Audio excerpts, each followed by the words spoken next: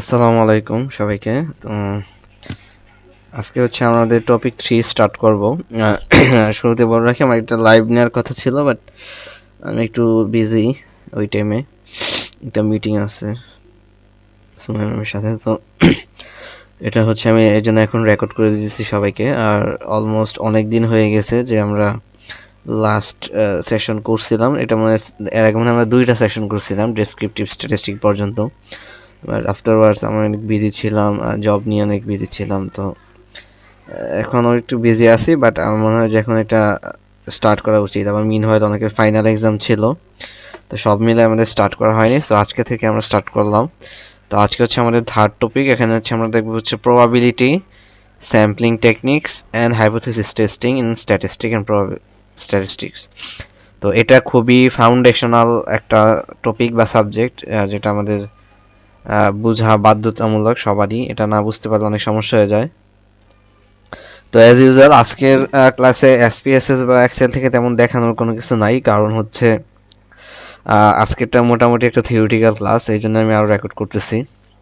আমার মনে করি এটা লাইভ নেওয়ার তেমন কিছু নেই, বাট থিওরিটিক্যাল হলেও এটা খুবই ইম্পর্টেন্ট। আপনি যে কোনো জব পরীক্ষাতে যাবেন, আপনার ইন্টারভিউ বোর্ডে এখান থেকে মাস্ট কোশ্চেন আসবে প্রবাবিলিটি থেকে। এবং এই প্রবাবিলিটি ডিস্ট্রিবিউশন যদি না বুঝেন তাহলে হচ্ছে আপনারা কোনো অ্যাডভান্স অ্যানালাইসিসই করতে পারবেন না। কারণ এটা হচ্ছে আমরা যে স্ট্যাটিস্টিকের 2টা ভাগ করি স্ট্যাটিস্টিক্সের, একটা হচ্ছে ডেসক্রিপটিভ, একটা ইনফারেন্সিয়াল.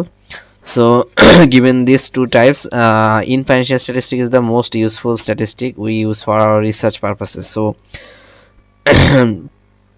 given that view, আমরা হচ্ছে অবশ্যই আমাদেরকে ইনফারেন্সিয়াল স্ট্যাটিস্টিক ভালো করে পারতে হবে। এবং ইনফারেন্সিয়াল স্ট্যাটিস্টিকের এবিসি হচ্ছে প্রবাবিলিটি না জানলে ওটা কিছুই বোঝা যাবে না। সো যাই হোক, ব্যাকগ্রাউন্ড এত বলে লাভ নাই, আমরা স্টার্ট করে দেই। তো অ্যাজ ইউজুয়াল আমি এটাকে গুগল শিটে গুগল শিটে ছিল। আমি মেনলি পিপিটি থেকে শিটে এইসব বিস্তারিত লেখা পছন্দ করি। আর আমি ট্রাই করছি এক্সাম্পলগুলো এআই এর মাধ্যমে বাংলাদেশ পার্সপেক্টিভে দিয়ে বোঝানোর জন্যে, আর খুবই ছোট রাখার জন্য। এটা 16 পেজের একটা শিট, বাট আশা করি দ্রুত শেষ হয়ে যাবে।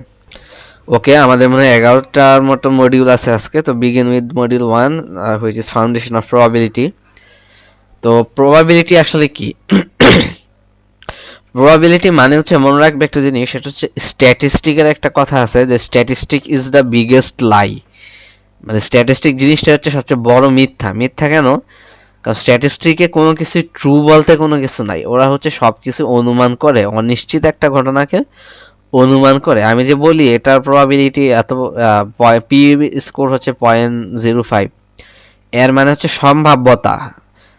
এটার স্ট্যাটিস্টিকে এক্সাক্ট সার্টেন বলতে কোনো কিছু নাই।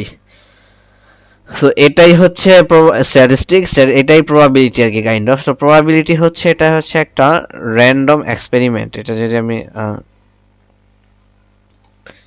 ড্রয়িং টুলে যাই, প্রবাবিলিটি হচ্ছে একটা র্যান্ডম এক্সপেরিমেন্ট বলতে বোঝানো হয়েছে, এটা হচ্ছে আমরা বিভিন্ন ধরনের, এবং a process whose outcome is uncertain. এটা আউটকামটা আনসার্টেন, মানে সম্ভাব্যতা মানে কি, হয়তো হবে, এটা কখনো সার্টেন না। এটা হচ্ছে ইম্পর্টেন্ট। যেমন আমি যদি বলি একটা ডাইস যদি লুডোর মধ্যে ছাড়ি, এটাতে 1 থেকে 6 পর্যন্ত ওঠার সম্ভাবনা থাকে, 1 থেকে 6 পর্যন্ত, ঠিক আছে? তো এটাতে 1 উঠতে পারে, 2 উঠতে পারে, 3 উঠতে পারে, 4 উঠতে পারে, 5 উঠতে পারে, বা ছক্কা বা 6 উঠতে পারে। এটা হচ্ছে আনসার্টেন, ঠিক আছে, আউটকামটা। আমি র্যান্ডমলি ছক্কাটা মারলাম লুডোতে, যে কোনো একটা উঠতে পারে, এটাই হচ্ছে প্রবাবিলিটি। আর স্যাম্পলিং স্পেস কি? স্যাম্পলিং স্পেস মানে হচ্ছে যতটুকু উঠতে পারে। যেমন আমি যদি লুডোর ডাইসটাই বলি, স্যাম্পল স্পেস মানে হচ্ছে যতটুকু হওয়া পসিবল। লুডোর ডাইসটা যদি আমি লুডোর নিক্ষেপ করি, তাহলে হচ্ছে আমার 1 থেকে 6 পর্যন্ত উঠতে পারে যে কোনো একটা সংখ্যা। এটা হচ্ছে, এই যে উঠতে পারে, এটা হচ্ছে প্রবাবিলিটি। এখানে স্যাম্পলিং স্পেস কি? স্যাম্পলিং স্পেস মানে হচ্ছে আমার লুডোর ডাইস যদি আমি মারি, তাহলে 6 হচ্ছে এখানে স্যাম্পলিং স্পেস, কারণ লুডোর ডাইসে 1 থেকে 6 পর্যন্তই আছে, ঠিক আছে? তেমনি আমি যদি কাউকে বলি, একটা জারের মধ্যে একটা বাচ্চাকে এ থেকে জেড পর্যন্ত সংখ্যাগুলোকে রেখে বললাম যে এই অ্যালফাবেটগুলো যে কোনো একটা তুলতে, এবং ওই জারে একটা করে আছে এ থেকে জেড পর্যন্ত অ্যালফাবেট, তার মানে এখানে স্যাম্পলিং স্পেস হচ্ছে 26। তো এটাকে এভাবে লিখে আর কি, যদি ডাইসের কথা চিন্তা করি 1/6 এভাবে লিখে। 1/6 মানে হচ্ছে প্রবাবিলিটি হচ্ছে 1, এখানে 1/6 এটা প্রবাবিলিটি, এই পি মানে হচ্ছে এখানে পি হচ্ছে 1/6। এর মানে হচ্ছে আমি যদি একটা লুডোর ডাইস নিক্ষেপ করি তাহলে এটা স্যাম্পলিং স্পেস হচ্ছে 6, এটা হচ্ছে স্যাম্পলিং স্পেস 6, আর উঠার সম্ভাবনা 1, তার মানে ওভারঅল প্রবাবিলিটি হচ্ছে 1/6। তাহলে আমি অ্যালফাবেটিকটা বলছি, ওটা কি 26/1, কারণ আমাদের এ থেকে জেড পর্যন্ত অ্যালফাবেটিক মানে 26টা আছে খুব সম্ভবত, বা বেশি কম হতো, যাই হোক এটাই। এন ইভেন্ট এটা হচ্ছে আউটকামটা, এই যে আউটকামটা হয়েছে যে 1 থেকে 6 পর্যন্ত আমি ছক্কাটা মারার পর মনে করো আমার 4 উঠছে মেরে, এই 4 যে উঠছে এটাই ঘটনাটাই হচ্ছে আমার আউটকাম বা ইভেন্ট, যে ইভেন্টটা হয়। আর প্রবাবিলিটি হচ্ছে সবসময় 0 থেকে 1-এর মধ্যে হয়, ঠিক আছে? 1-এর যত কাছাকাছি আসবে অত হচ্ছে এটার প্রবাবিলিটি বেশি। এগুলো অনেক ম্যাথমেটিক্যাল ফাউন্ডেশন, আমি জাস্ট থিওরিটিক্যাল বলতেছি, যেগুলো আমাদের রিসার্চে লাগবে। কেন ম্যাথ এইটা ওইটা কীভাবে এরা হিসাব করে 1 থেকে 6-এর এটাকে প্রবাবিলিটি কত হয় হিসাব করে, এগুলা হচ্ছে আমাদের বের করার তো দরকার নেই, কারণ আমরা সফটওয়্যার দিয়ে হচ্ছে এগুলো বের করব। সো এগুলো আমাদের এত বিস্তারিত ম্যাথমেটিক্যাল ক্যালকুলেশন জানার দরকার নেই, কারো জানতে মন চাইলে ওইটা তোমরা ইউটিউবে ভিডিও পাবা, বাট ওগুলা তো আমাদের রিয়েল লাইফে রিসার্চে হচ্ছে লাগে না। সো আমি এগুলা দিলাম না এখানে। আমি যে একটা এক্সাম্পল দিই, যে বাংলাদেশে suppose you randomly select 1 district in Bangladesh, তোমার বাংলাদেশ থেকে 64টা ডিস্ট্রিক্ট থেকে একটা ডিস্ট্রিক্ট সিলেক্ট করতে হবে। তো তুমি সিলেক্ট টোটাল করতে পারবা, তোমার করতে পারবা 64টার মধ্যে থেকে, এই জন্য তোমার স্যাম্পলিং স্পেস হচ্ছে 64। একটু আগে যেটা বললাম লুডো ডাইস যদি নিক্ষেপ করি তাহলে স্যাম্পলিং স্পেস হবে 6, কারণ 6-এর মধ্যে উঠে 1 থেকে 6-এর মধ্যে উঠে গুটি, সরি ডাইসটা। আর স্যাম্পলিং স্পেসে বাংলাদেশে একটা ডিস্ট্রিক্ট সিলেক্ট করলে এখানে 64টা থেকে একটা করতে হবে। ইভেন্ট হচ্ছে যে আউটকামটা হয়েছে, আমি মনে করি একটা কোস্টাল ডিস্ট্রিক্ট সিলেক্ট করলাম, খুলনা নিয়ে নিলাম বা কক্সবাজার নিলাম এরকম। তা প্রবাবিলিটি হচ্ছে number of district equal to 64। এই যে যেমন আমার একটা, এই যে একটা আগে যেমন লুডো ডাইসটা বললাম 1/6 হচ্ছে প্রবাবিলিটি ডাইসের, কারণ 6টা হচ্ছে স্যাম্পল স্পেস আর একটা উঠবে। ঠিক তেমনি এখানে নাম্বার অফ কোস্টাল ডিস্ট্রিক্ট আমার কতটা, এখানে আমার একটাও দুইটা তিনটাও উঠতে পারে, কারণ হচ্ছে যতগুলো কোস্টাল ডিস্ট্রিক্ট আমি নিব, এটা মনে করলাম 6টা কোস্টাল ডিস্ট্রিক্ট, আর টোটাল স্যাম্পলিং স্পেস হচ্ছে 64। এটা হচ্ছে এইভাবে লিখে।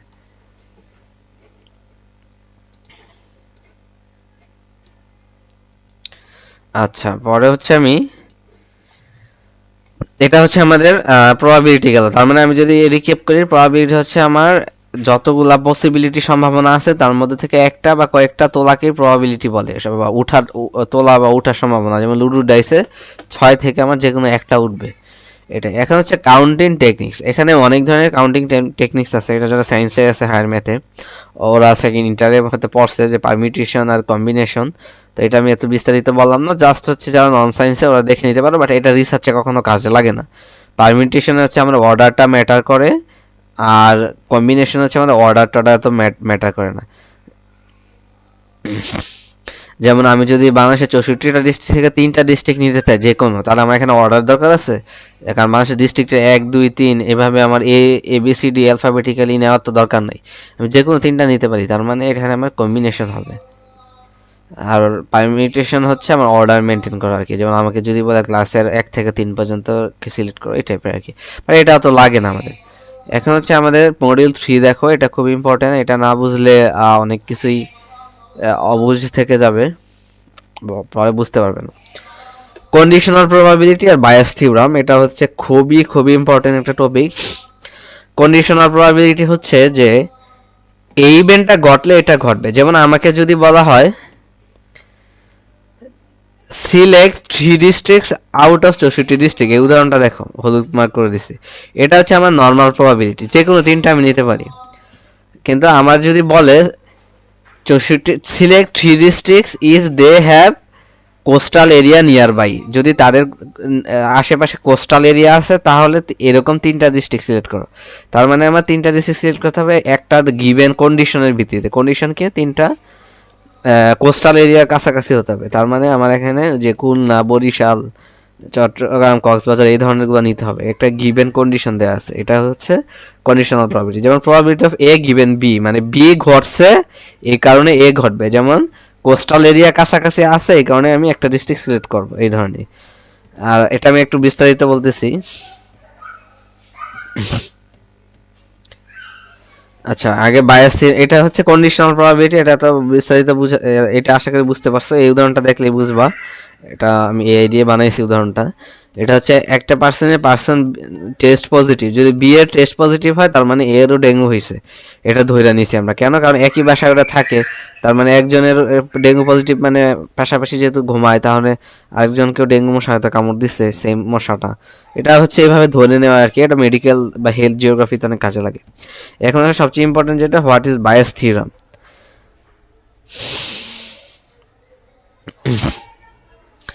বায়াস থিওরাম কথাটা হচ্ছে, এটা যে আমি এক কথায় বলি, বায়াস থিওরামটা আমাদের রিসার্চে অনেক কাজে লাগে। এটা হচ্ছে তোমার মানে কিভাবে আমাদের এক্সিস্টিং একটা বিলিফকে আমরা আপডেট করব বা মডিফাই করব, বা এক্সিস্টিং বিলিফটা থাকতেও পারে একটা নতুন ইনফরমেশনের ভিত্তিতে। সো এখানে হচ্ছে অনেক টর্মুলা আমি দিয়ে দিছি ম্যাথমেটিক্যালের জন্য, এগুলো তোমাদের লাগবে না। আমি আরেকটা হচ্ছে ইজি এক্সাম্পল দিছি নিচে, ইজি ফ্লাড এক্সাম্পল। এই এক্সাম্পলটা দেখলে বায়াস থিওরাম একদম ক্লিয়ার হয়ে যাবে পানি ভাতের মতো। এই এক্সাম্পলটা দেখো, what is the probability that a village will flood given that heavy rainfall has occurred. মানে আমি জানি যে যতবারই হেভি রেইনফল হয় এই গ্রামে বন্যা হয়ে যায়, পানির কারণে তলায় যায়। তার মানে কি, আমার গিভেন একটা বিলিভ আছে, কি বিলিভ আছে, যে বৃষ্টি হইলেই এই গ্রামে বন্যায় তলায় যায়। এখন আবার নতুন করে সবসময় বা বেশিরভাগ সময় তলায় যায়। এখনো এটা হচ্ছে আমরা সবাই বিশ্বাস বা আমরা জানি, বিশ্বাস বলতে আমাদের এক্সপিরিয়েন্স থেকে হয়েছে এই ধরনের একটা ধারণা আমাদের মাঝে।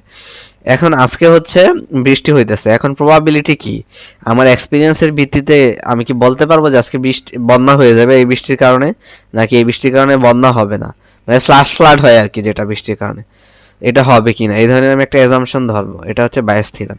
তো আমরা দেখো এটার মধ্যে অনেকগুলো স্টেপ আছে। প্রথম স্টেপটা হচ্ছে আমার পূর্ববর্তী বিশ্বাস, প্রায়র বিলিফ। প্রায়র বিলিফ আমার কি, পাস্ট স্টাডিজ বা রিসার্চ থেকে এটা প্রমাণ হয়েছে, বা আমাদের বিশ্বাস হচ্ছে নর্মাল মনসুনে হচ্ছে 30% গ্রামে 30% বন্যায় প্রবাহিত হয়ে যায়। এটা হচ্ছে আমাদের পি স্কোর, মানে এখানে অনেকগুলো যে ম্যাথমেটিক্যাল সূত্র আছে, এই সূত্রটা দিয়ে হচ্ছে আমরা প্রবাবিলিটি কাউন্ট করব। এই যে এই সূত্রটার মধ্যে অনেকগুলো ভ্যালু আছে, এই ভ্যালুগুলো আমি দেখব। এই যে আমি এই সূত্রটা দেখাই, এই যে এই সূত্রটা আমি এখন বুঝাচ্ছি ইজিলি, এখানে অনেক কঠিন করে দেওয়া আছে, আমি তোমাদেরকে ইজিলি দেখাচ্ছি। তাই সূত্রের প্রথম ভ্যালুটা পি মানে কি, আমার প্রায়র বিলিফ কি, 30% টাইমে নর্মাল বর্ষাকালে হচ্ছে বন্যা হয়। তো এটাকে আমি যে হিসাব করে 0.30 আনছি আর কি, শতকরা ইয়েটা করে। তো this is your prior belief বা লং টার্ম ফ্লাড ফ্রিকুয়েন্সি, এই ভ্যালুটা রাখলাম। এখন নতুন একটা এভিডেন্স আমার কাছে আসছে। নতুন এভিডেন্স কি, meteorological data shows heavy rainfall this week. নতুন এভিডেন্স কি, আমি আগে থেকে জানি বর্ষাকালে নর্মালি গ্রামে 30% পানিতে ডুবা যায়। আর নতুন এভিডেন্স আসছে কি, যে এই সপ্তাহে হচ্ছে হেভি রেইনফল হবে। এখন এটা হচ্ছে নতুন ইনফরমেশন, হচ্ছে এই সপ্তাহে হেভি রেইনফল হবে।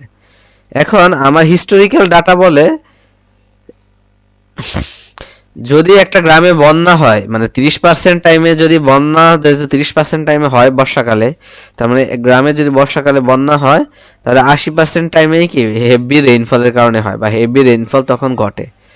তার মানে কি, এই পি ভ্যালু, নতুন পি ভ্যালুটা হচ্ছে আমার হেভি রেইনফল ইন্টু ফ্লাড, তার এটার ভ্যালুটা হচ্ছে 0.80, ঠিক আছে।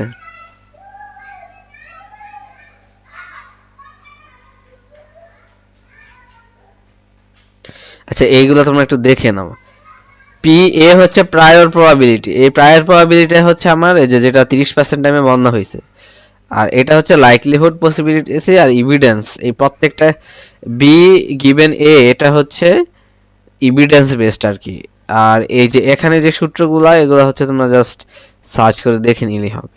বাট আমি এটা ম্যাথমেটিক্যালে যাচ্ছি না, ম্যাথমেটিক্যালে গেলে এটার উপরে একটা ক্লাস নেওয়া যায়।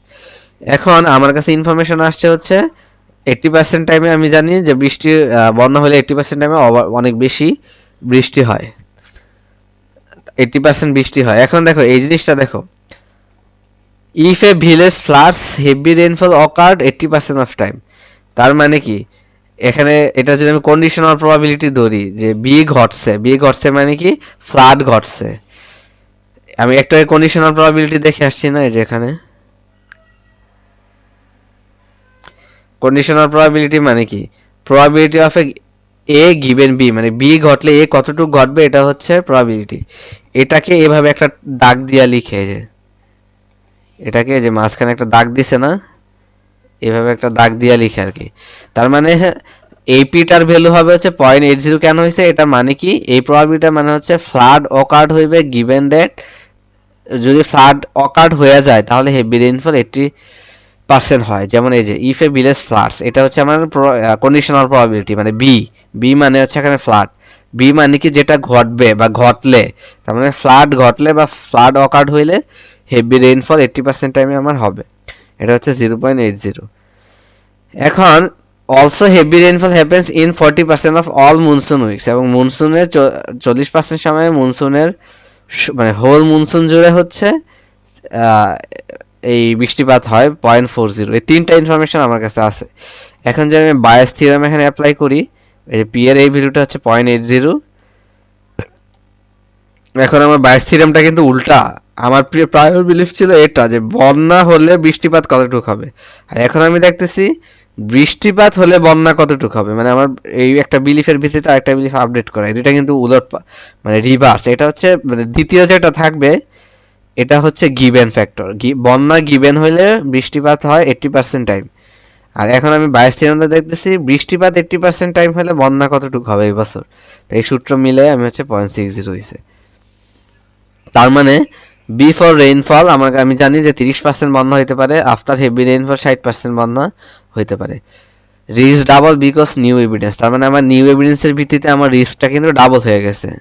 আগে ছিল যে বিফোর 30%, এই যে বিফোর আমি জানি যে 30% ভিলেজ ফ্লাড নর্মাল মনসুনে ফ্লাড অকার্ড হয়, এটা আমার আপডেট হয়ে গেছে নতুন বিলিফে 60%। তো এখানে আমি অনেক কিছু বলছি, অনেক হয়তো অনেক কিছু ক্যাচ করতে পারবো না, ইটস ওকে, এটা হচ্ছে তোমাদের অত লাগে না, জাস্ট কনসেপ্টটা ক্লিয়ার হলেই হবে, আর এটা ওই এসপিএসএস বা এক্সেলই করে দিতে পারে। তো এগুলো নর্মালি আমাদের কোন রিসার্চে লাগে, আর্লি ওয়ার্নিং সিস্টেম, যে ফোরকাস্টিং রিসার্চে, ভালনারেবিলিটি ম্যাপিং, কমিউনিটি প্রিপারেডনেস প্ল্যানিংয়ে আমাদের এগুলো লাগে আর কি। আচ্ছা, আমাদের নেক্সট মডিউল হচ্ছে র্যান্ডম ভেরিয়েবলস। তো র্যান্ডম ভেরিয়েবলস হচ্ছে আমরা মানে একটা পার্টিকুলার মানে র্যান্ডম, তো র্যান্ডমই পার্টিকুলার একটা স্যাম্পল সাইজ থেকে র্যান্ডমলি স্যাম্পলগুলো সিলেক্ট করা। এখানে এটা সবাই জানি আমরা, বাট এখানে ইম্পর্টেন্ট হচ্ছে ডিসক্রিট অ্যান্ড কন্টিনিউয়াস। তো ডিসক্রিট হচ্ছে যে যেটা আমরা অবশ্যই কাউন্টেবল, মানে কন্টিনিউয়াসও কাউন্টেবল, বাট এখানে কোনো স্কেল থাকে না আর কি ডিসক্রিটে, এটা কোনো স্কেল মেজারমেন্ট নাই। যেমন তুমি একটা ওয়ার্ড থেকে যদি তুমি ডেঙ্গু রুগী বের করতে চাও কয়েকজনকে, তাহলে তুমি ওভারঅল ডিসক্রিটভাবে এটাকে নিয়ে নিলা। আর কন্টিনিউয়াস মানে হচ্ছে যেটা চেঞ্জ হয় এবং এটার স্কেলের একটা ইম্প্যাক্ট আছে। যেমন তুমি যদি এয়ার পলিউশনের এয়ার কোয়ালিটি দেখো, তাহলে PM2.5, এটার রেঞ্জটা বাড়া কমা একটা স্কেল আছে, স্কেলটা অবশ্যই ম্যাটার করে। তেমনি জ্বরের টেম্পারেচার এগুলো, ঠিক আছে। সো এগুলো হচ্ছে হেলথ জিওগ্রাফি এবং এয়ার কোয়ালিটিতে খুব ইম্পর্টেন্ট। এখন এটা আমরা সবাই জানতাম মনে হয় আগে, যে কোনটা ডিসক্রিট কোনটা কন্টিনিউয়াস, বাট এখানে সবচেয়ে ইম্পর্টেন্ট হচ্ছে কখন আমি কোনটা সিলেক্ট করব রিসার্চের সময়, ডাটা কালেকশনের সময়, এগুলো হচ্ছে ইম্পর্টেন্ট। এরপরে আমাদের সব একটা ইম্পর্টেন্ট টপিক আছে প্রবাবিলিটি ডিস্ট্রিবিউশন। এখানে হচ্ছে আমাদের 4 ধরনের ডিস্ট্রিবিউশন আছে, একটা বাইনোমিয়াল, একটা পয়জন, একটা নর্মাল, একটা এক্সপোনেনশিয়াল। সো আমি এগুলো প্রত্যেকটাই ব্যাখ্যা করতেছি। আমি যদি বাইনোমিয়াল ডিস্ট্রিবিউশনটাতে আসি, তো বাইনোমিয়াল ডিস্ট্রিবিউশন বলতে বোঝায় হচ্ছে সরি, বাই মানে হচ্ছে 2, ঠিক আছে, মানে 2টা ডিস্ট্রিবিউশন থাকবে আমার কাছে, 2টা অপশন থাকবে, ঠিক আছে, মানে পসিবল আউটকাম 2টা থাকতে পারে। যেমন উত্তর যদি আমি জানতে চাই যে তুমি কি বিবাহ করছো না করো নাই, তার মানে হয় করছি ইয়েস অথবা কি না, ঠিক আছে, ওকে। যেমন তুমি কি এটাতে পাস করছো পরীক্ষাতে, হ্যাঁ, হয় পাস করছি অথবা ফেল করছি, ঠিক আছে। তার মানে number of trial is fixed, মানে এটাতে 2টা ট্রায়াল হচ্ছে ফিক্সড থাকবে আর কি। আমি যদি উদাহরণ দিই, নাম্বার অফ ভ্যাকসিনেটেড চাইল্ড এবং 100 হাউস হোল্ডস, এখানে কি হয় এইদার ওরা ভ্যাকসিনেটেড হয়েছে অথবা ভ্যাকসিনেটেড হয় না, এই 2টা থেকে যে কোনো একটা আউটকাম আসবে। তার মানে আমি যখন কোনো একটা রিসার্চ করতে চাই, তখন হচ্ছে আমার যদি ফিক্সড 2টা আউটকাম পসিবল আউটকামস থাকে, তখন হচ্ছে আমরা বাইনোমিয়াল ডিস্ট্রিবিউশন করব। এখন এই জিনিসটা কি আসলে, এই বাইনোমিয়াল ডিস্ট্রিবিউশন হচ্ছে আমি যখন ডাটা অ্যানালাইসিস করবো, রিগ্রেশন টেস্ট, কাই স্কয়ার টেস্ট, এই আমার হচ্ছে ডাটা ডিস্ট্রিবিউশন ওয়াইজ আমার টেস্টটা সিলেকশন করা লাগে। তো ওইটা আমাদের পরের ক্লাসে আসবে, কখন কোন টেস্ট করব, টি টেস্ট, জেড টেস্ট, দেন হচ্ছে যেমন টি টেস্ট হচ্ছে দুইজনের মধ্যে করে, এই যে বাইনোমিয়াল ডিস্ট্রিবিউশন। বাট ওই টেস্ট কিভাবে করে ওইটা বুঝার আগে কেন বা কখন কোন টেস্ট করবো এটাও বুঝতে হবে, আর এটা বুঝতে হলে ডিস্ট্রিবিউশনগুলো বুঝতে হবে। তার মানে বাইনোমিয়াল ডিস্ট্রিবিউশন হচ্ছে দুইজনের মধ্যে। পয়জন ডিস্ট্রিবিউশন হচ্ছে এটা হচ্ছে টাইম রিলেটেড, ঠিক আছে, মানে একটা নির্দিষ্ট সময়ে মানে কতটা ঘটনা ঘটছে এটা হচ্ছে আমরা কাউন্ট করি। এটা র্যান্ডমলিও ঘটতে পারে বা ইন্ডিপেন্ডেন্টলি ঘটতে পারে। যেমন ঢাকা শহরে একদিনে কতটা হচ্ছে রোড অ্যাক্সিডেন্ট হয়েছে এটা যদি আমি দেখতে চাই, তার মানে এখানে দিন ফিক্সড কি একদিন, একটা পার্টিকুলার দিনে কতটা রোড অ্যাক্সিডেন্ট হয়েছে, ঠিক আছে। দেন হচ্ছে জিওগ্রাফি ডিপার্টমেন্টে এক বছরে কতগুলো লাভ ম্যারেজ হয়েছে, ঠিক আছে। তো এই ফিক্সড একটা এক ইয়ার, এই এক ইয়ারে কতটা ইভেন্ট ঘটছে লাভ ম্যারেজ, এটা আর কি যদি দেখি। এটা ফায়ারের ক্ষেত্রে হতে পারে, planning, emergency, urban risk analysis, এইসব রিসার্চে বেশি লাগে। কেন? কারণ হচ্ছে আরবান রিস্ক অ্যানালাইসিস যখন আমরা জিএসএস দিয়ে করতে যাই তখন হচ্ছে আমাদের এই পয়জন ডিস্ট্রিবিউশনগুলো লাগে তখন, ঠিক আছে। অথবা হাইপোথিসিসে যে আমরা হেলথ জিওগ্রাফির ফোকাস, যেহেতু আমি হেলথ জিএস নিয়ে বা জিওগ্রাফি নিয়ে কাজ করি বেশি, দ্যাটস ওয়াই আমরা এটা করতেছি। এখন আমি যেটা বলবো এটা হচ্ছে নর্মাল ডিস্ট্রিবিউশন, এটা সবাই জানে বাট এটা খুবই ইম্পর্টেন্ট বুঝার জন্যে। মনে রাখতে হবে আমরা যখন একটা ফিল্ডে ডাটা কালেক্ট করি তখন হচ্ছে ডাটাটাকে আমরা দেখবো, মানে এটা ডিস্ট্রিবিউশনে বের করা যায় স্পেসেস দিয়ে, ওটা পরের ক্লাসে দেখাবো। তখন যদি আমি দেখি ডাটাটা নর্মাল ডিস্ট্রিবিউশন তাহলে আমার অ্যানালাইসিস এক ধরনের হয়ে যাবে, আর যদি ডাটাটা নর্মাল না হয় অন্য ডিস্ট্রিবিউশন হয় তাহলে আমার ডাটাটা অ্যানালাইসিস সম্পূর্ণ অন্যরকম হয়ে যাবে। যেমন আমরা কখনো টি টেস্ট করি, এফ টেস্ট করি, জেড টেস্ট করি, কখনো কাই স্কোয়ার টেস্ট করি, কখনো হুইস্কেল টেস্ট করি। এই টেস্টগুলাই মানে সম্পূর্ণ অ্যানালাইসিসের চিত্রই পাল্টায় যায়। আমাদের প্রথম টার্গেট থাকবে যেন নর্মাল ডিস্ট্রিবিউশনে থাকে, তাহলে ইজিয়ার হয় অ্যানালাইসিস। বাট আমাদের জিওগ্রাফি রিলেটেড রিসার্চে এবং জিআইএসআরএসে বিশেষ করে কখনোই নর্মাল ডিস্ট্রিবিউশন তেমন থাকে না। আর আমরা যে একটা স্পেকট্রাল অ্যানালাইসিস করি একটা ভেজিটেশনের স্পেকট্রাল কার্ভটা যদি আমরা আরজিএস বা ইডাস ইমাজিন দিয়ে বের করি কখনোই এটা নর্মাল ডিস্ট্রিবিউশন হয় না। নর্মাল ডিস্ট্রিবিউশনটা হচ্ছে একটা বেল শেপ কার্ভের মতো থাকে। যদি এটা নর্মাল ডিস্ট্রিবিউশনের উপরে একটা ক্লাস নেওয়া যায়, বাট এটা এত ইম্পর্টেন্ট না যে এরকম থাকে নর্মাল ডিস্ট্রিবিউশন। এটা বেল শেপ কার্ভ থাকে ডাটাটা, এবং এটা ডানে বামে সব কিছু সমান থাকে, ঠিক আছে। এই মাঝখানে থাকে জিরো, এটার ডানে যে পরিমাণ থাকবে বামেও কি সেম পরিমাণ থাকবে, এটা হচ্ছে নর্মাল ডিস্ট্রিবিউশন। তো এটা যেমন এটা এটা হচ্ছে এক্সাম্পল বোঝার কিছু নাই, এটা হচ্ছে যে কোনো ডাটার ক্ষেত্রে হতে পারে। তো নর্মাল ডিস্ট্রিবিউশনটা থাকলে আমাদের অ্যানালাইসিস একরকম হয়, না থাকলে অন্যরকম হয়। এটা হচ্ছে আমরা অ্যানালাইসিসের ক্লাসে যখন দেখাবো টেস্টগুলো কখন কোন টেস্ট সিলেক্ট করবো তখন আমি দেখাবো।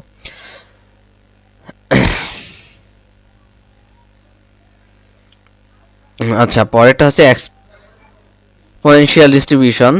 এটা হচ্ছে মানে হচ্ছে একটা ঘটনা ঘটার জন্য যতক্ষণ অপেক্ষা করতে হয়, ঠিক আছে, ওই বা যতক্ষণ লাগে ওইটা হচ্ছে মেজার করাটাকে বলা হয় এক্সপোনেনশিয়াল ডিস্ট্রিবিউশন। যেমন আমার গত বছর বন্যা হয়েছে, 2025 সালে মনে করো বন্যা হয়েছে ফেনীতে। এখন 26 সালে বন্যাটা হওয়ার জন্য কতক্ষণ আমার ওয়েট করতে হবে, এটার জন্য যে একটা সময় আমি অপেক্ষা করতেছি, এটাই হচ্ছে এক্সপোনেনশিয়াল ডিস্ট্রিবিউশন। এটাও জিএসএস রিলেটেড রিসার্চে, ফ্লাড রেজিলিয়েন্স ম্যাপিংয়ে, মাল্টিক্রাইটেরিয়া অ্যানালিসিসে খুব বেশি লাগে, এবং মডেলগুলোর একুরেসি অ্যাসেসমেন্ট এগুলাতে খুব বেশি লাগে। সো তখন তোমরা এটা হচ্ছে ফিউচারে দেখবা। আমার যেহেতু এটা বেসিক কোর্স, সো আমি বেসিক জাস্ট এটা বলে দিলাম আর কি। দেন মডিউল 6-এ হচ্ছে আমাদের এক্সপেকটেশন অ্যান্ড ভেরিয়েবিলিটি। আচ্ছা, এক্সপেকটেশন বলতে বোঝা হচ্ছে আমাদের একটা মনে করে একটা টেস্ট, মানে একটা কমন ভ্যালু যেটা বারবার রিপিটেড রিসার্চের পরও এস্টাবলিশড হয়ে গেছে, ঠিক আছে, বা কাছাকাছি একটা এস্টাবলিশড হয়েছে। যেমন আমরা যদি বলি যে হাওর এরিয়াতে ফ্লাডের ডিপথ হচ্ছে 102 সেন্টিমিটার, এটা কিভাবে হয়েছে, মানে বারবার রিসার্চ করে এভারেজে 102 সেন্টিমিটার মতো হয়েছে আর কি। এটাই এখানে বলছে if an experimental observation is repeated many Times, এবং বারবার অবজারভেশন রিপিট করার পর, রিসার্চটা বারবার করার পর একই কাছাকাছি বের হয়ে একটা এভারেজ যে বের হয়েছে, এটাই হচ্ছে এক্সপেকটেশন আর কি। এটা হচ্ছে central reference point for planning. এটা হচ্ছে আমরা যখন ফোরকাস্ট করি বিভিন্ন ধরনের টাইম সিরিজ অ্যানালিসিসে পাইথন দিয়ে, তখন আমাদেরকে এই এক্সপেকটেশন ভ্যালুটা দিতে হয়। এটা এসপিএসএসও আছে, তোমরা দেখবে। তখন ওই ভ্যালুটা ওয়াইজ হচ্ছে ওরা ফোরকাস্ট করে, ঠিক আছে, বা কম্পারিজন করে। আর ভেরিয়েন্স বলতে বোঝায় হচ্ছে মিন থেকে ডাটাটা কতটুকু স্প্রেড আছে। একটু আগে যে আমি নর্মাল ডিস্ট্রিবিউশনের কথাটা বলছি, এই নর্মাল ডিস্ট্রিবিউশনের এই নীল কালিটা দেখো মাঝের, সরি, এই মাঝের দাগটা হচ্ছে মিন, ঠিক আছে, এটা হচ্ছে মিন। এই মিন থেকে আমার ডাটাগুলা কতটা স্প্রেড হয়ে আছে, ঠিক আছে, ডানে বামে যেখানেই হোক, এটা হচ্ছে আমরা দেখি হচ্ছে এই ভেরিয়েন্স দিয়া, ঠিক আছে। যেমন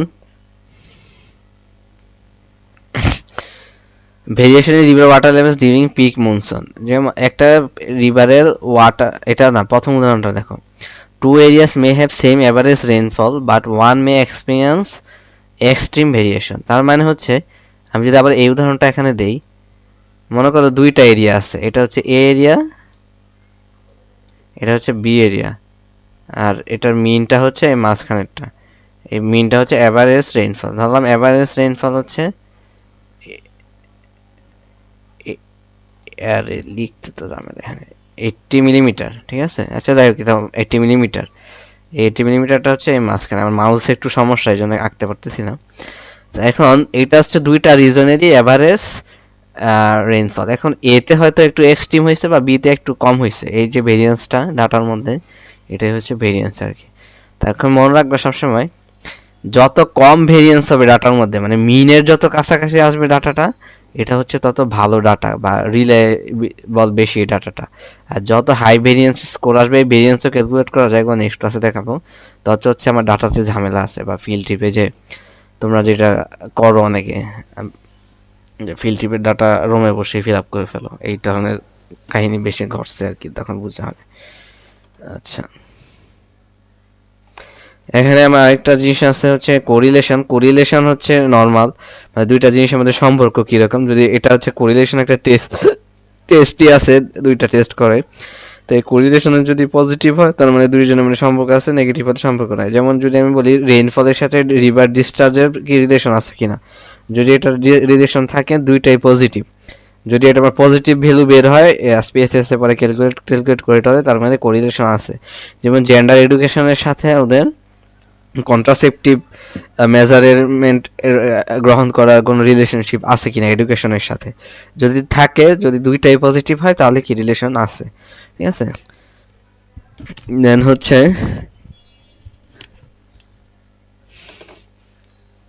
এগুলো হচ্ছে বেসিক কথাবার্তা, এগুলো তো লাগবে না। মডিউল 7-এ আসো। আচ্ছা, মডিউল 7-এ হচ্ছে আজকে একটু থিওরিটিক্যাল কথাবার্তা, বাট আমি একটু বাংলায় সহজ ভাষায় বলতেছি, এই জন্য হয়তো অত একাডেমিক্যাল কথাবার্তা আসতেছে না। স্যাম্পলিং থিওরি, এটা অনেক ইম্পর্টেন্ট, এটা সবাই আমরা জানি, ঠিক আছে। এখানে তিনটা টার্ম আছে, একটা পপুলেশন, একটা স্যাম্পল, একটা হচ্ছে সেন্ট্রাল লিমিট থিওরি, ঠিক আছে। তো এখানে প্রথম পপুলেশন হচ্ছে এন্টায়ার গ্রুপ। পপুলেশন কখন করে? সেন্সাস যখন করে বা ভোটার তালিকা যখন করে, ওখানে পুরা গ্রামের সবাইকেই কাউন্ট, না সরি, ভোটার তালিকা করে না, যখন সেন্সাস করে তখন হচ্ছে পুরো গ্রামের সবাইকে নেয়, এটা হচ্ছে পপুলেশন। আর স্যাম্পল হচ্ছে সাবসেট অফ পপুলেশন, এটা হচ্ছে রিসার্চে ইউজ হয়, ঠিক আছে। কারণ আমরা একটা গ্রামের সবাইকে তো করতে পারবো না। এখন এই স্যাম্পলিং কিভাবে করে, এটার পরের মডিউলটা এটা নিয়ে, এখানে অনেক মেথড আছে। পরে হচ্ছে সেন্ট্রাল সিএলটি, মানে central limit theorem. Central limit theorem হচ্ছে sample means become normal as size increases. এর মানে হচ্ছে সেন্ট্রাল লিমিট থিওরাম তোমরা সবাই জানো, এটা আমি আর বললাম না, বাট সেন্ট্রাল লিমিট থিওরাম মানে হচ্ছে তুমি যত স্যাম্পল সাইজ যত বেশি নিবা, মানে সেন্ট্রাল লিমিট থিওরামটা তত নর্মাল হবে। নর্মাল হবে মানে হচ্ছে, আমি যদি আবার আগে চিত্রটাই আঁকি, এই যে আমি একটু আগে দেখাইছিলাম না যে নর্মাল ডিস্ট্রিবিউশনটা এরকম হয়, তো আমি যত স্যাম্পল সাইজ যত বেশি হবে, এটা আমার এদিকে এত স্কিউড হবে, স্কিউড হয়ে এটা একটা পিরামিডের মতো অত নর্মাল হবে, এবং ডাটাটা যত মানে ডিস্ট্রিবিউশনটা ডাটা নর্মাল হবে, মানে পিরামিডের মতো হতে থাকবে আর কি, যত স্যাম্পল সাইজ বাড়বে। এই জন্য হচ্ছে বেশি স্যাম্পল সাইজ নিলে ডাটা একুরেসিও বাড়ে, এটা নর্মাল স্বাভাবিক জীবনও। আমি যদি একটা জিনিস বেশি মানুষের কাছে জিজ্ঞেস করে অ্যানালাইসিস করি, বা জাস্টিফিকেশন করতে চাই, তাহলে স্বাভাবিক এটা বেশি জাস্টিফাইবেল হবে। এটা স্ট্যাটিস্টিকের ভাষায় সেমই। এই জন্য সিএলটি যত বেশি হবে অত ডাটা নর্মাল ডিস্ট্রিবিউশনের কাছাকাছি হবে এবং এটা রিলায়েবিলিটি বাড়বে। এখন স্যাম্পলিং, একটু আগে যে বলছি আমরা পপুলেশন থেকে স্যাম্পলিং বের করি বা সাবসেট অফ পপুলেশন বের করি, এই স্যাম্পলিং বের করার অনেকগুলা উপায় আছে। এর মধ্যে এই সবগুলাকে 3টা মেজর ভাগে ভাগ করে। আমি বারবার বলতেছি এই 3টা মেজর ভাগই ইন্ড অফ এভরিথিং না, এটা তোমরা দেখবে এক এক বই এক এক রকম। আমরা স্ট্যাটিস্টিকের একটা কার বই জানি পড়ি মনে হয়, ওইখানে একরকম, কোথারির বই একরকম, ওই ঢাকা ইউনিভার্সিটি একটা টিচারের বই আছে ওনার বই একরকম। বাট ওভার মেজর স্কেলে হচ্ছে 3 ভাগে ভাগ করে। বাট এখানে আরো অনেক কিছু আছে, যেমন স্নোবল স্যাম্পলিং, ঠিক আছে, random simple sampling, random stratified sampling, cluster stratified sampling, মানে অনেক ভাগ আছে, এগুলো অভাব নাই। বাট মেজর 3টা ভাগে ভাগ করা যায়। বাট এটা সবগুলা তোমরা পরে সার্চ দিয়ে শিখে নিবা। কেন? কারণ হচ্ছে যে কোনো জবের ভাইভাতে এটা মাস্ট জিজ্ঞাসা করে। আমাদের ল্যাবে আমরা এগুলো জিজ্ঞাসা করছি অনেককেই, যাদের নিছি। যাই হোক, স্যাম্পল র্যান্ডম স্যাম্পলিং, স্ট্র্যাটিফাইড, আর হচ্ছে ক্লাস্টার র্যান্ডম স্যাম্পলিং। এই সিম্পল র্যান্ডম হচ্ছে আমরা ওভারঅল একটা সিম্পল র্যান্ডমলি একজনকে নিয়ে নিব। স্ট্র্যাটিফাইড হচ্ছে ভাগ করে নিব, এটা হচ্ছে আমরা জেন্ডারের বেসিসে করতে পারি, এরিয়া বেসিসে, রুরাল বা আরবান, এইভাবে ভাগ করে নিলে এটা স্ট্র্যাটিফাইড, ঠিক আছে। আর ক্লাস্টার হচ্ছে, মনে করো আমি 2,500, আমাদের 2,500 উপজেলাতে একটা করব, ঠিক আছে, সার্ভে করবো। এখন 2,500 উপজেলাতে অনেক গ্রাম আছে, তার মধ্যে আমি 2টা গ্রামের উপর করব। একটা হচ্ছে আমাদের গোপালদি, আর একটা হচ্ছে দাইরা, মানে আমাদের এলাকায় দাইরা দিয়ে একটা গ্রাম আছে, মনে করো একটা গোপালদি একটা দাইরা দি, এই 2টা গ্রামের ক্লাস্টার বের করে ফেলছি। 2,500 থানার মধ্যে অনেক ধরনের অনেকগুলা গ্রাম আছে, এর মধ্যে 2টা গ্রাম আমি সিলেক্ট করছি, 2টা ক্লাস্টার নিয়েছি। দেন ওই 2টার ক্লাস্টারের উপর হচ্ছে আমি আবার র্যান্ডম স্যাম্পলিং বা স্ট্র্যাটিফাইড স্যাম্পলিং বা যেই স্যাম্পলিং ইচ্ছে ওটা করতে পারি, এটা বলে ক্লাস্টার স্যাম্পলিং।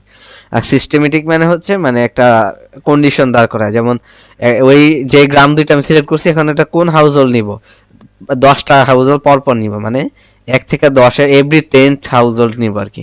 এটা হচ্ছে সিস্টেমেটিক। এখন এগুলা দিয়েই আরো বের করা যায়, simple stratified random sampling, simple clustered random sampling, মানে অনেক ভাগে ভাগ করা যায়। এগুলো তোমরা জাস্ট হচ্ছে মেজর 3টা বুঝে রাখো, পরে বই ঘেটে এগুলো তোমরা পরে ফেলতে পারবো। আচ্ছা, পরের মডিউলে এটা আমরা সবাই জানি, বাট এখানে কনসেপ্টগুলো এমনভাবে লেখা, এই জন্য হচ্ছে ঝামেলা হতে পারে, মানে স্ট্যাটিস্টিক্যাল টার্মে।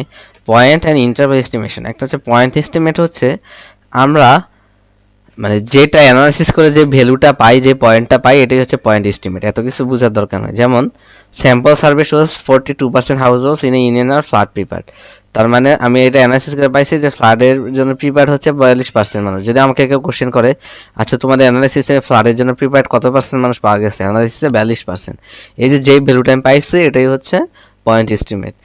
ঠিক তেমনি অ্যাভারেজ ফ্লাড ডেপথ, এটাও 1.2 মিটার্স।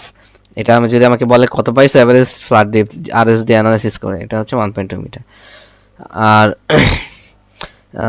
আচ্ছা, কনফিডেন্স ইন্টারভাল হচ্ছে, মানে আমি যদি এই কনফিডেন্স ইন্টারভাল জিনিসটা হচ্ছে মানে আমি কত পার্সেন্ট কনফিডেন্স, যদি আমি যে এতবার এই সেম সার্ভেটাই করি তাহলে আমি ট্রু রেজাল্টটা পাবো। যদি আমি, এটা হচ্ছে অনেক ধরনের হয়, 95%, 97%, 100%, 90%। তো নর্মালি আমরা 95% ইন্টারভাল বেশি নেই। এটার অনেক স্ট্যাটিস্টিক্যাল ভাষায় বুঝতে গেলে অনেক কথাবার্তা, এত কথাবার্তার দরকার নাই। এটার এক কথাই হচ্ছে 95% ইন্টারভাল মানে হচ্ছে আমি যদি কনফিডেন্স ইন্টারভাল মানে হচ্ছে আমি যদি সেম সার্ভেটাই, মনে করেন আমি ফ্লাডের ইম্প্যাক্ট অন জেন্ডার হেলথে করতে যাই, তাহলে যে স্যাম্পল সাইজটা আমি নিছি এই স্যাম্পল সাইজের উপর যদি আমি 95 বার সেম সার্ভে করি তাহলে আমি 95 বারই সেম রেজাল্ট পাবো। 100 বারের মধ্যে 95 বার সেম রেজাল্ট পাবো, আর 5 বার হয়তো এদিক সেদিক হবে। তার মানে আমি 95% কনফিডেন্স যে আমি সেম রেজাল্ট পাবো। এই সেম রেজাল্ট পাবো যে এটাকে স্ট্যাটিস্টিক্যাল ভাষায় বলে ট্রু ভ্যালু, যে a range of value within which the true population parameter is likely to fall with a stated level of confidence. এগুলি বললে মাথা নষ্ট হয়ে যাবে, এত কিছু বলার দরকার নেই। এই ট্রু ভ্যালু মানে হচ্ছে সেম রেজাল্ট, সেম রেজাল্ট আমি পাবো 100 বারের মধ্যে 95 বার করলে এটা। এই জন্য আমি কনফিডেন্স ইন্টারভাল 95% নিছি। এখন 95% কনফিডেন্স ইন্টারভাল যদি আমি নেই তখন আমার পি ভ্যালু রেফারেন্স হয় 0.5। ওইটা আমি পরে বলবো একটু নেক্সট ক্লাসে, জাস্ট এতটুকু মনে রাখবা। যদি 95% নেই, পি ভ্যালু রেফারেন্স ভ্যালু হয় 0.5। এবং আমরা 99.59% টাইমে 95% কনফিডেন্স ইন্টারভাল নিয়ে কাজ করি, কিন্তু পলিসি লেভেলে কাজ করলে 90% নিয়ে করতে হয়। যেমন আমাদের জবে টিআইবিতে আমরা সবই 90% কনফিডেন্স ইন্টারভাল দিয়ে করি, ওইটা অন্য ইস্যু, এটা যাই হোক। আর যদি 90% ইন্টারভাল দিয়ে করি তাহলে পি ভ্যালু হয় 0.10 বা 1, ঠিক আছে। আর 97% দিয়ে করলে 0.3, মানে যত পয়েন্ট হইলে 100 ফিল আপ করে ওইটাই হচ্ছে ইন্টারভাল। আচ্ছা, পরে হচ্ছে আমাদের ইম্পর্টেন্ট হাইপোথিসিস টেস্টিং। এটা হচ্ছে আমাদের বিজনেস রিসার্চে এবং সাইকোলজিক্যাল রিসার্চে এবং বিহেভিয়ারাল জিওগ্রাফিতে বেশি লাগে, ঠিক আছে। আমাদের এমনি যে সাজেসে তেমন একটা লাগে না, হিউম্যানে বা কোনোটাই তেমন একটা লাগে না, বাট ফিজিক্যাল জিওগ্রাফিতে অনেক সময় লাগে আর কি, এক্সপেরিমেন্ট টেস্ট। তো এটাতে হচ্ছে দুই ধরনের আছে, একটা হচ্ছে নাল হাইপোথিসিস, একটা হচ্ছে অল্টারনেটিভ হাইপোথিসিস, ঠিক আছে। দুইটা হাইপোথিসিস আছে। এখন নাল হাইপোথিসিস কি? নাল হাইপোথিসিস মানে হচ্ছে কিছুই ঘটবে না, ঠিক আছে, মনে করো। আর অল্টারনেটিভ হাইপোথিসিস মানে এটা চেঞ্জ হবে বা ঘটনা একটা ঘটবে, ঠিক আছে। যেমন আমি একটা ড্যাম বা এমবার্কমেন্ট দিব, বন্যা যাতে না হয়, এজন্য একটা এমবার্কমেন্ট কনস্ট্রাকশন করব। এই এমবার্কমেন্ট কনস্ট্রাকশনের ফলে আমি এখন রিসার্চ করব যে এমবার্কমেন্ট কনস্ট্রাকশনের পরে এই ফ্লাডের ডিপ কি কমছে না বাড়ছে না সেমই আছে। যদিও এমবার্কমেন্ট কনস্ট্রাকশনের পরে আমি দুইটা হাইপোথিসিস ধরে নিয়ে করতেছি। আমার প্রথম হাইপোথিসিস হচ্ছে ফ্লাডের ডিপ কমেও নাই বাড়েও নাই, মানে কিছুই ঘটে না, কোনো কিছুই চেঞ্জ হয় না, এটাকে বলে নাল হাইপোথিসিস বা H0, ঠিক আছে। মানে বা কোনো সম্পর্কই নাই দুইটার মধ্যে, ঠিক আছে, বা কোনো ইফেক্টই নাই, যা আগে ছিল তাই আছে, এটা হচ্ছে নাল হাইপোথিসিস। আর হয়তো এটা বাড়ছে, হয়তো এটা কমছে, হয়তো দুইটার মধ্যে ডিফারেন্স ক্রিয়েট হয়েছে, রিলেশনশিপের মধ্যে এদিক সেদিক হয়ে গেছে, মানে চেঞ্জ হয়েছে, এটাকে বলা হয় অল্টারনেটিভ হাইপোথিসিস H1 বা HA, ঠিক আছে। এই দুইটা খুব ইম্পর্টেন্ট, এই দুইটা ধরে আমরা কাজ করি। তো যখন এটা আবার বের করে পি ভ্যালু দিয়া, ঠিক আছে, যদি পি ভ্যালু 0.5 কম হয়, 0.5 কম যদি পি ভ্যালু হয়, তাহলে হচ্ছে আমার এটা অল্টারনেটিভ হাইপোথিসিস আমার ইস্টাবলিশড হবে, মানে কিছু একটা চেঞ্জ হয়েছে, এদিক সেদিক হয়েছে, আগে যা আছে তা নাই। এটা হচ্ছে 0.5 কম হলে তখন এটাকে এইভাবে বলে যে নাল হাইপোথিসিস রিজেক্টেড। এটাকে এমনি বলি না যে অল্টারনেটিভ হাইপোথিসিস অ্যাকসেপ্টেড হয়েছে, এভাবে বলি না, আমরা এটাকে তখন বলি নাল হাইপোথিসিস রিজেক্টেড।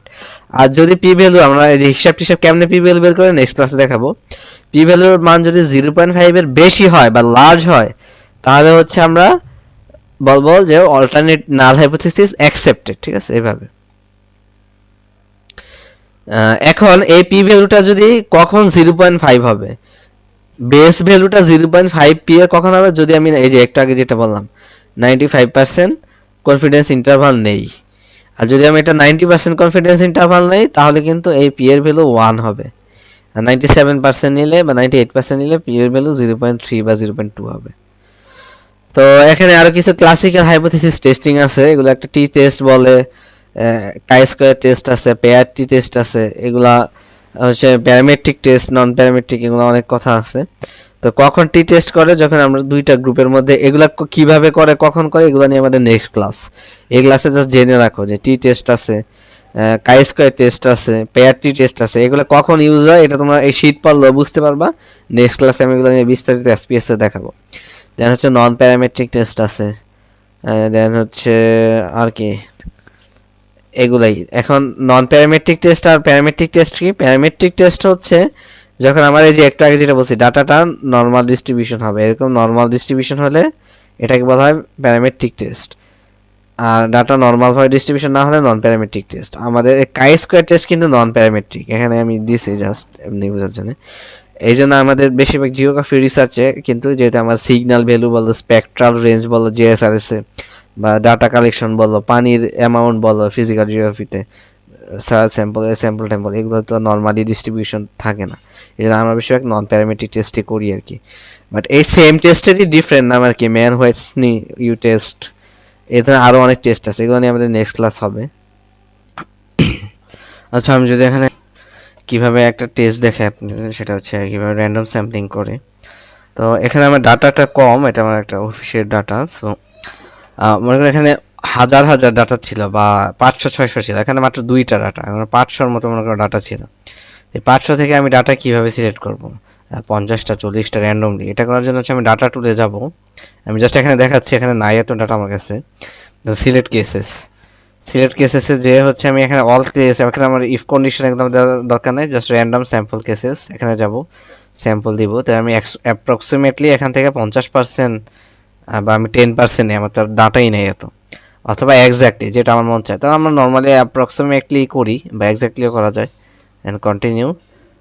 দেন আমি যদি চাই যে এখানে এই ডাটাগুলো সিলেক্ট হবে, আর যেগুলো আনসিলেক্টেড এগুলো সিলেক্ট হবে না, আর চাইলে আমি একটা copy selected cases two new data set, মানে এটাই সিলেকশনগুলো আরেকটা নতুন এসপিএসএস ফাইল ক্রিয়েট করবে, এটা দিব দ্বিতীয়টা। তাইলে এটা নাম একটা দিয়ে দিব এসপিএস ফাইলের, আর চাইলে প্রেজেন্টটা ডিলিট হয়ে নতুন আরেকটা হবে। তো নর্মালি প্রথমটাই আমরা করি, দেন ওকে করে দিলে দেন আমার এটা এক্সিকিউট হবে। এই যে আমার এখানে একটা সিলেক্ট হয়েছে যে ফিল্টারের মাধ্যমে, দেখছো এইভাবে হচ্ছে করে। বাট এটা হয়তো এখানে ক্লিয়ার হয় নাই, কারণ আমার কাছে ডাটা নাই। আমি যেহেতু সব কিছু আর দিয়ে করি, এসপিএস দিয়ে তেমন করা হয় না। তো এখানে এরকম 5-6টা থাকলে তুমি 50% দিতে, দেখা যাচ্ছে অ্যাপ্রক্সিমেটলি দিলে 480-70 সিলেক্ট হয়ে যেত, না সরি 230-20 সিলেক্ট হয়ে যেত 500 থেকে। আর যদি এক্স্যাক্টলি দিতে তাহলে 250 সিলেক্ট হতো আর কি। তো এইভাবে আমরা র্যান্ডম স্যাম্পলিং করি আর কি, বিভিন্ন ইয়াটি দিয়ে। ওকে, তাহলে এতটুকু ছিল আজকে। আমরা আজকে বেশিরভাগ থিওরিটিক্যাল কথাবার্তা বলছি, কারণ এই থিওরিগুলো না বুঝলে পরের ক্লাসগুলোতে আমাদের সবই এসপিএসএস এ হবে, হয়তো কোনো থিওরি থাকবে না। বাট ওগুলো বুঝতে হলে হচ্ছে এটা ক্লিয়ারলি বুঝতে হবে, আদারওয়াইজ হচ্ছে কনসেপ্টগুলা গ্রাস করতে ঝামেলা হয়ে যায়। So this is important. আশা করি সবাই ক্লিয়ার হয়েছে সব কিছু। নেক্সট ক্লাসে আমি লাইভ নিব কি রেকর্ড দিব এটা জানি না, আমি জানাবো পরে। তো আজকে এতটুকু ছিল। Thank you everyone for your cup. আরেকটা ইস্যু হচ্ছে, নেক্সট ক্লাসের আগে আমি এক্সেল সরি এসপিএসএস ফাইলগুলো তোমাদেরকে গ্রুপে দিয়ে দিব। দেন তোমরা চাইলে যদি লাইভ নেই আর কি, সাথে সাথে প্র্যাকটিস করতে পারবা। লাইভ না নিলে পরে ওই ফাইল ইউজ করে তোমরা রেকর্ডিং প্র্যাকটিস করতে পারবা আর কি, রেকর্ডিং দেখে। তো এতটুকু ছিল। সবাইকে আসসালামু আলাইকুম।